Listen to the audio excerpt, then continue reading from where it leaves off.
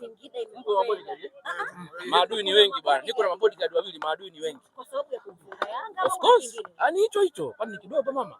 Kikubwa Nilisema jana kwenye press kwamba Dodoma Jiji kumfunga Yanga ni uwezo. Ila Yanga kumfunga Dodoma Jiji ni kudra za Mwenyezi Mungu.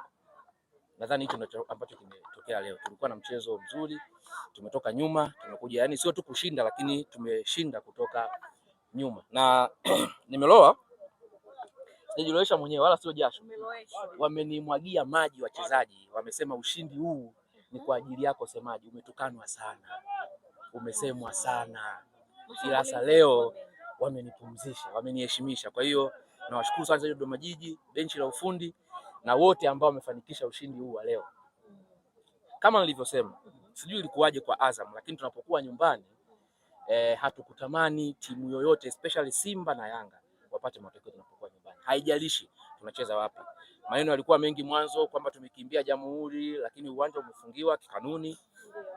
Kwa huku tulikokuja walihisi ndio itakuwa chele ya mwana, lakini tunamshukuru Mwenyezi Mungu tumepata matokeo. Na niwaambie wale ambao wanasema kwamba sisi ni tawi la Yanga, niwaulize wao wamemfunga Yanga lini kwenye msimu huu?